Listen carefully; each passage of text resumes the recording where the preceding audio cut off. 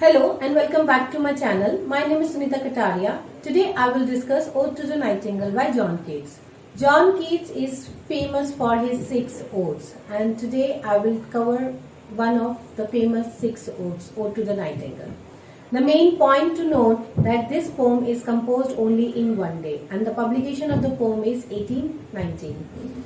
There are total 8 stanzas and I am covering all the 8 stanzas in one video. The background of the poem is John Keats was a patient of tuberculosis. He was in a sad mood and he was sitting under a tree. He was listening the sweet music of nightingale that relaxed him a lot. I have already covered La Bella Damsel's Mercy. You can get the link in the description box. So now let's start the poem line by line in Hindi. Stanza 1. My heart aches and a drowsy numbness pain my senses.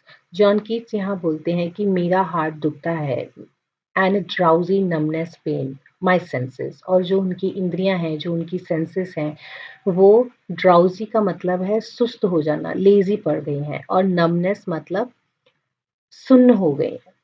तो यहाँ poet in line में बोलते हैं कि मेरा heart दुखता है और मेरी जो इंद्रियां हैं वो सुस्त हो गई हैं, लेजी हो गई हैं, और नमनेस पेन यानी कि सुन्न पड़ गई हैं। As thought of hemlock I had drunk, जैसे कि मैंने कोई हैमलॉक का जो प्लांट है उसके पत्तों का रस पी लिया हो। हैमलॉक के जो प्लांट्स के जो पत्ते होते हैं वो पॉइजन होता है उसके अंदर, तो वो यहाँ बोल रहे हैं कि ऐसा लगता है कि जैसे मैंने हैमलॉक पी लिया हो, यानी कि उनके पत्तों का रस पी लिया हो। और एंटीड सम डल ओपिएट टू द ड्रीम्स, और ऐसा लगता है कि मैंने कोई नशीला पदार्थ, कोई अफीम का नशा कर लिया हो। एंड 1 minute पास लेथी वॉर had sunk, Lethe river of forgetful को बोलते हैं, यानी कि लेथी रिवर का पानी पीने से मेमोरी लॉस हो जाती है। तो यहाँ पोइट ये बोल रहे हैं कि मैंने ऐसा कोई नशीला पदार्थ, कोई अफीम पी ली हो और 1 मिनट पहले मैंने लेथी रिवर में डुबकी लगा दी हो। संक मतलब डूबना, उसमें डुबकी लगा दी हो जिससे मेरी मेमोरी लॉस हो चुकी है और मेरी जो सेंसेस हैं वो सुन्न पड़ चुकी हैं। It's not through NY of thy happy lot, अब पोइट नाइटिंगेल को रिप्रेजेंट करके ये बोलते हैं कि it's not through NY of thy happy lot. इसका मतलब है कि मैं तुम्हारी खुशी से जलन फील नहीं कर रहा हूँ। एनवाई मतलब जलन, jealousy. But being too happy in thy happiness, और मैं तुम्हारी खुशी में बहुत खुश हूँ। that thou light wing dried of the tree, और ऐसा लगता है कि तुम्हारे जो पंख हैं वो इतने हल्के हैं जैसे ड्राइड ऑफ द ट्री। यहाँ पोइट नाइटिंगेल को ड्राइड ड्राइड बोलते हैं, पेड़ों की देवी, उसको रिप्रेजेंट करके बोलते हैं कि जैसे पेड़ों की देवी के हल्के हल्के पंख होते हैं, तुम्हारे पंख इतने हल्के हैं जैसे ड्राइड हो, पेड़ों की देवी के हों।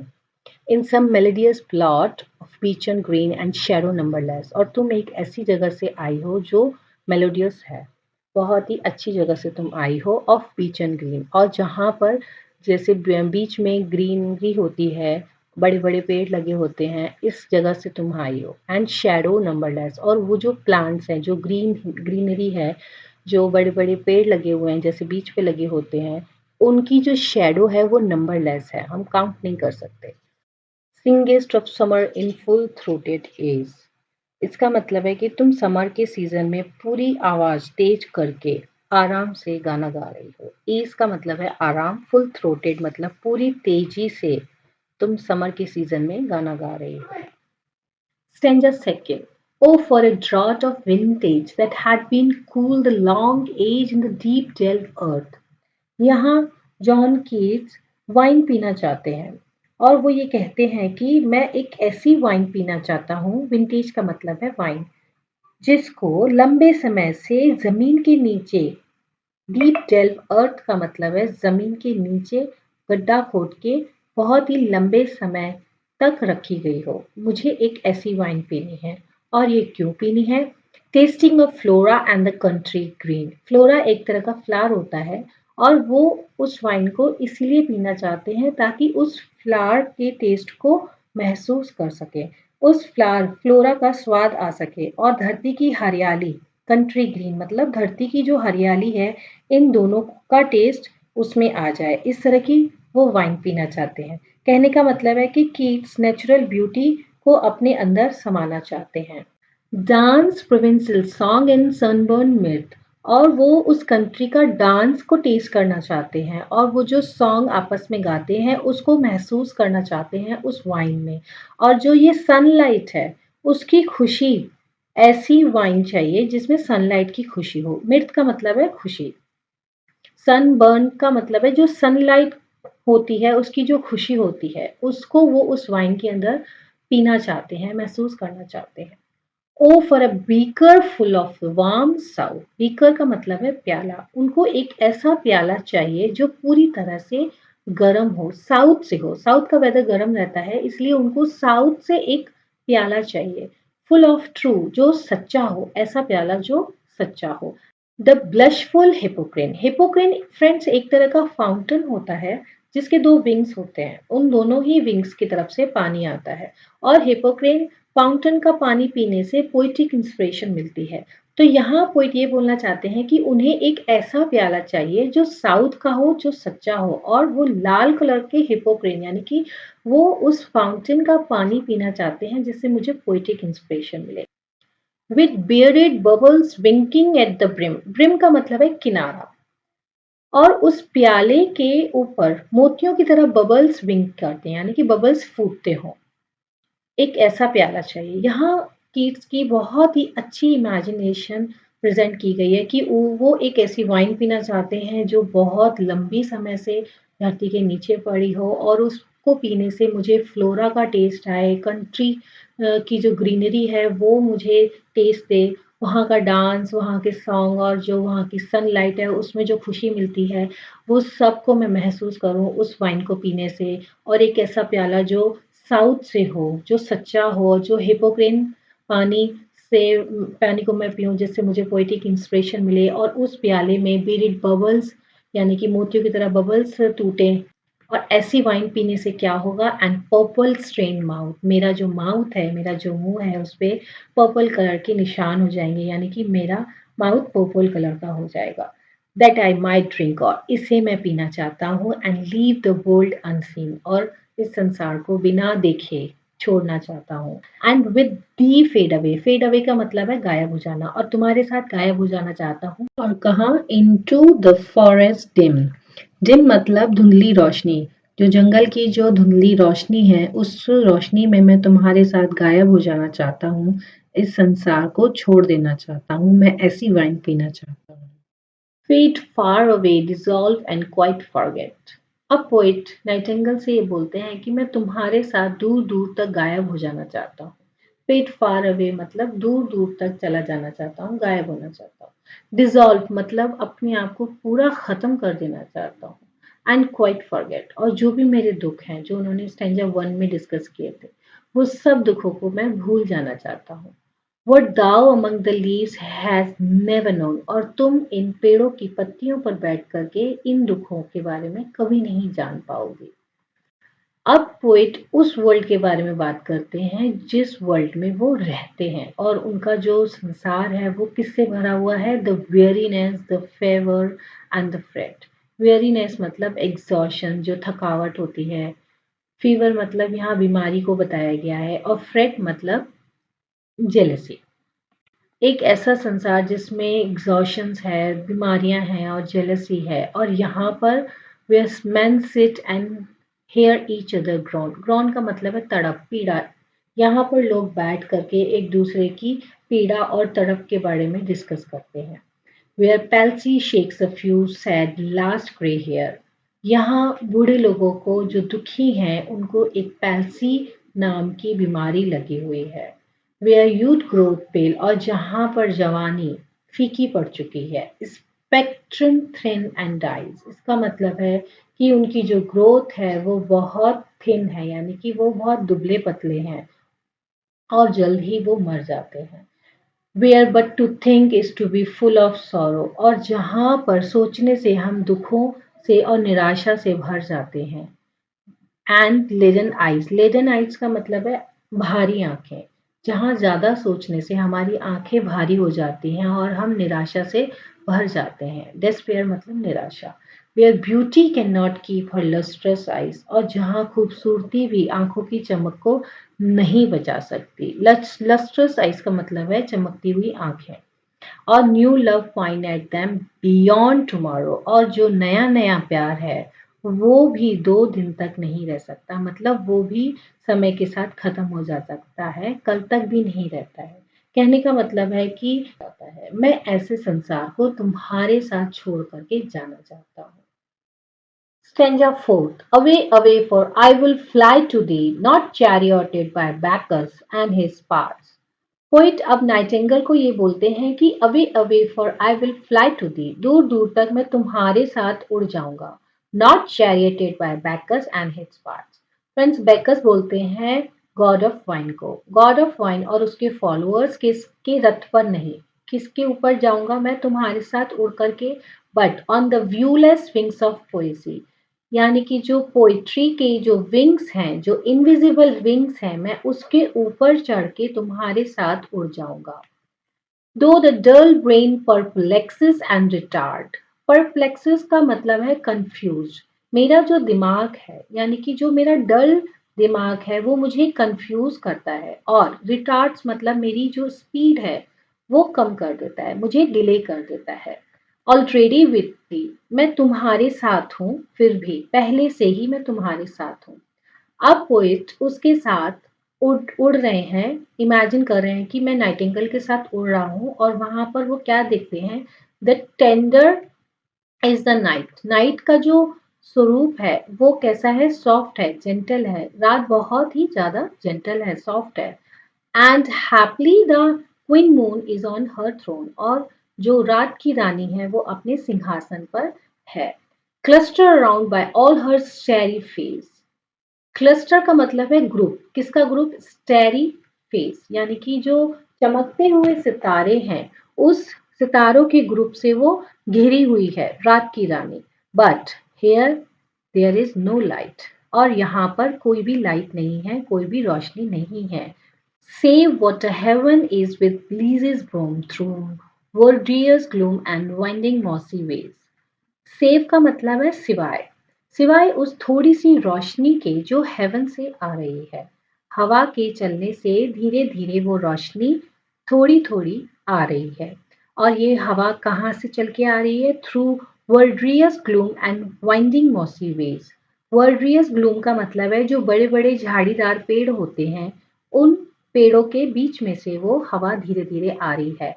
वाइंडिंग मॉसी वेज, और उन रास्तों से जहाँ पर काई लगी हुई है, मौसी का मतलब है काई लगे हुए रास्तों से, और जो झाड़ीदार पेड़ हैं बड़े बड़े उन पेड़ों के रास्तों से होकर के हवा धीरे धीरे नीचे आ रही है, हेवन की तरफ से थोड़ी सी रोशनी आ रही है। Stanza 5. I cannot see what flowers are at my feet. अंधेरा इतना डार्क है कि मैं यहाँ ये नहीं देख सकता कि मेरे पैरों के पास में कौन से फ्लावर्स हैं। nor what soft incense hangs upon the bow. बो कहते हैं शाखा, डाल, डाल पर जो लगे हुए फूल हैं उनमें से जो सॉफ्ट खुशबू आ रही है मैं ये भी नहीं पहचान सकता कि वो कहाँ से आ रही है। बट इन एम्बाम डार्कनेस, इतनी डार्कनेस होने के बाद भी, गेस ईच स्वीट्स, मैं हर एक फ्लावर की जो खुशबू है उसको गेस कर सकता हूँ, अंदाजा लगा सकता हूँ। where with the seasonable month endow, अब पोइट यहाँ इस मंथ को जहाँ फ्लावर्स लगे हुए हैं, खुशबू आ रही है, इसको एक नाम देते हैं, यानी कि ये सीजनेबल मंथ है, और ये इस मंथ में फ्लावर्स हैं, थिकेट मतलब झाड़ियाँ, ग्रास है, और फ्रूट्स लगे हुए हैं, ट्री है, यानी कि ये फुल ऑफ ग्रीनरी है वहां पर, तो ये अंदाजा लगाते हैं कि यहाँ पर स्प्रिंग सीजन का मौसम है। तो ये एक सीजनेबल मंथ है जिसमें फ्लावर्स हैं, फ्रूट्स खिले हुए हैं, मतलब स्प्रिंग सीजन फॉरेस्ट में है, हरियाली ही हरियाली है।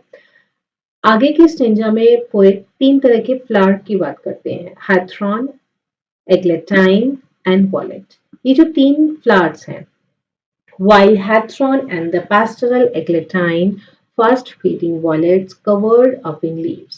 कोई ये बोलते हैं ये तीनों फ्लावर्स जो हैं ये कवर हो चुके हैं पत्तों से, यानी कि इनके ऊपर पत्ते गिरे हुए हैं और ये तीनों ही फ्लावर्स जंगल की जमीन पर पत्तों से ढक गए हैं। And meet me's eldest child, the coming musk grows full of dewy wine. मई का जो मंथ होता है उसमें मस्क रोज बहुत ज्यादा खिलता है, इसलिए मस्क रोज को मई का एल्डेस्ट चाइल्ड बोला गया है। पोइट ये बोलते हैं कि मस्क रोज की जो बूंदे हैं, उनके ऊपर जो बूंदे हैं वो वाइन की तरह लग रही हैं और उसकी खुशबू बिल्कुल वाइन की तरह है।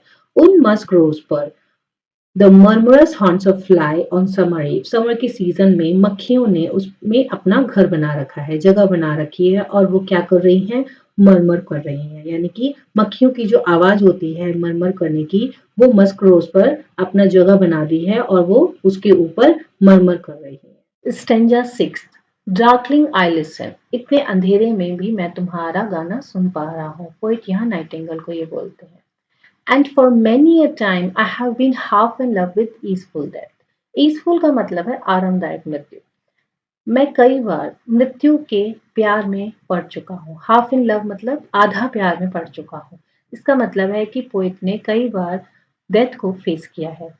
जॉन कीट्स ट्यूबरक्लोसिस के पेशेंट रह चुके थे और उनके ब्रदर और उनकी मदर की डेथ भी ट्यूबरक्लोसिस की वजह से हुई है। इसलिए वो यहाँ अपना पर्सनल पेन शो करते हुए ये बोलते हैं कि I have been half in love, यानी कि मैंने मृत्यु को कई बार फेस किया है। Called him soft name in many of muse rhyme, उन्होंने अपनी कई कविताओं में इस मृत्यु को, इस डेथ को प्यार भरे नाम दिए हैं। सॉफ्ट नेम मतलब निक नेम उसको दिए हैं।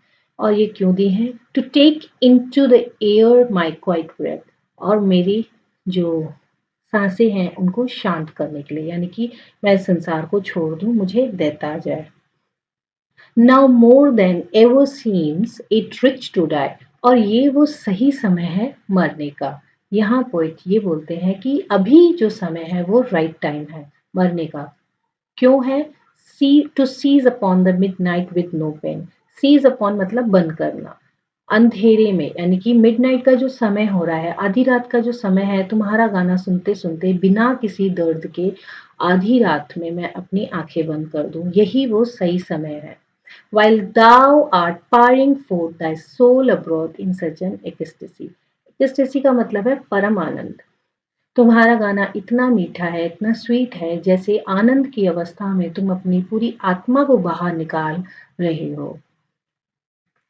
Still wouldst thou sing and I have ears in vain. तुम तब भी गाओगी जब मैं मर चुका हूँगा, यानी कि जब मेरी डेथ हो चुकी होगी, मेरे कान तुम्हारी आवाज को नहीं सुन पा रहे होंगे, तब भी तुम गाओगी। और तब तुम्हारा जो ये स्वीट सॉन्ग है, to thy high requiem become a sod. Requiem मतलब एक शोक गीत होता है जो मृत व्यक्ति के लिए गाया जाता है, ईश्वर की प्रार्थना के लिए, ईश्वर से प्रार्थना करने के लिए। तो यहाँ पोइट ये बोल रहे हैं कि तुम तब भी गाओगे जब मेरे कान तुम्हें नहीं सुन पा रहे होंगे, तब तुम्हारा ये जो स्वीट सॉन्ग है ये एक शोक गीत में बदल चुका होगा। Stanza 7, Thou was not born for that immortal bird। अब पोइट नाइटिंगेल को इमॉर्टल बर्ड बोलते हुए उसे ये कहते हैं कि तुम्हारी डेथ नहीं हो सकती, तुम मरने के लिए नहीं पैदा हुई हो, मृत्यु तुम्हें नहीं छू सकती। क्यों? क्योंकि तुम इमॉर्टल हो। नो हंग्री जनरेशन ट्रेड दी डाउन, कोई भी जो तुम्हारी भूखी जनरेशन्स हैं, पीढ़ियां हैं, वो तुम्हें नीचे नहीं झुका सकती। The voice I hear this passing night, वो आवाज जो मैं सुन रहा हूँ इस बीतती हुई रात में, was heard in ancient days by emperor and clown, और वो सेम आवाज पुराने समय में एम्परर्स ने सुनी होगी और उनकी जो क्लाउन विदूषक हैं उन्होंने सुनी होगी। Perhaps the same song that found the path through the sad heart of Ruth, शायद ये वो सेम सॉन्ग है जिसने रुत के दुखी दिल में जगह बनाई है, रास्ता बनाया है। When sick for home, जब वो अपने घर जाने के लिए सिक फील कर रही होगी, यानी कि वो अपने घर जाना चाहती होगी। She stood in tears amid the alien corn, और अनजाने मकई के खेतों में जब वो खड़ी होकर के रो रही होगी अपने घर जाने के लिए, ये वो सॉन्ग है उस समय, ये इस सॉन्ग ने रुत के दुखी दिल में जगह बनाई होगी। The same that oft times had charmed magic casement opening on the form of perilous seas in fairyland forlorn। forlorn का मतलब है मायूस, perilous seas मतलब खतरनाक समुंदर, झाग वाले, केसमेंट का मतलब है खिड़कियां। यहाँ पोइट ये बोलना चाहते हैं कि यही वो सेम सॉन्ग है शायद जो जादुई किले की जादुई खिड़कियों से सुनाई देता है और वहां पर फेयरीलैंड्स मायूस परियां रहती थी और ये जो खिड़कियां हैं वो झाग वाले समुंदर की तरफ से खुलती होंगी। यहाँ पोइट ये बोलना चाह रहे हैं कि समुंदर के किनारे एक किला बना हुआ है और वहां पे जो खिड़कियां हैं उन खिड़कियों में से ये सेम सॉन्ग सुनाई देता था। Last stanza, stanza 8. Forlorn, the very word is like a bell to toll me back from thee to my soul.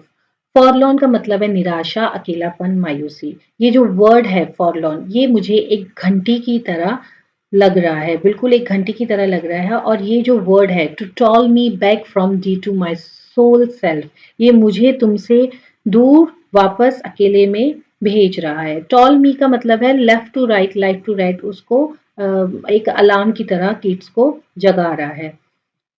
Edu the fancy can not cheat so well, good bye. Adieu मतलब good bye, fancy जो मेरी imagination है कि मैं तुम्हारे साथ उड़ रहा हूँ, ये जो भी मैंने इमेजिन किया है ये मुझे इस तरह से चीट नहीं कर सकती। As she is fame to do deceiving elf, अब पोइट नाइटिंगेल को बोलते हैं कि तुम जानी जाती हो, फेम्ड मतलब जानी जाती हो किसके लिए, धोखा देने के लिए। Adieu adieu thy plaintive anthem fades, poet's nightingale को अब ये बोलते हैं कि बाय बाय, गुड बाय। जो ये तुम्हारा प्लेंटिव एंथम है यानी कि जो दुखी सॉन्ग है अब वो शांत होता जा रहा है। फेड मतलब शांत, प्लेंटिव मतलब दुखी, एंथम मतलब जो तुम ये गाना गा रही हो अब वो शांत होता जा रहा है। पास्ट द नियर मेडोज, और ये जो तुम्हारे सॉन्ग की जो आवाज है वो अब कहाँ से आ रही है, घास के मैदानों से आ रही है। ओवर द स्टिल स्ट्रीम्स, नदी के ऊपर से आ रही है। अब द हिल साइड से आ रही है। अब तो नाउ इट्स बरीड डीप, और अब तो ये पूरी तरह से खत्म होती जा रही है। In the next valley glades, और ये जो वैली है इसके अंदर से आ रही है धीरे धीरे तुम्हारी आवाज जो खत्म होती जा रही है। वॉज इट अ विजन और अ वेकिंग ड्रीम, ये क्या है, एक विजन है या फिर एक जागता हुआ सपना है, पोइट ये क्वेश्चन करते हैं। फ्लड इज दैट म्यूजिक, और जो तुम्हारा ये म्यूजिक है वो अब पूरी तरह से फ्लड हो चुका है, मतलब यहाँ से जा चुका है। डू आई वेक और स्लीप, क्या मैं नींद में हूँ या जाग रहा हूँ, पोइट ये क्वेश्चन करते हैं। इस पैसेज में पोइट यही बताते हैं कि जो मेरी इमेजिनेशन है उसने मुझे धोखा दिया है। नाइटिंगेल जो मैंने इमेजिन की थी वो मेरे लिए एक धोखा है, और उसका जो ये सॉन्ग है अब वो धीरे धीरे यहाँ से जा चुका है और अब मैं यहाँ पर जाग रहा हूँ या सो रहा हूँ, ये जो विजन है ये रियल है या एक जागता हुआ सपना है, ये सब क्वेश्चन पोइट यहाँ करते हैं। फ्रेंड्स, यहाँ हमारी ये लॉन्ग पोम फिनिश होती है। आपको मेरी एक्सप्लेनेशन पसंद आई हो तो मेरे चैनल को सब्सक्राइब करें, लाइक करें और कमेंट ज़रूर करें। मिलते हैं अगले वीडियो में। Thank you.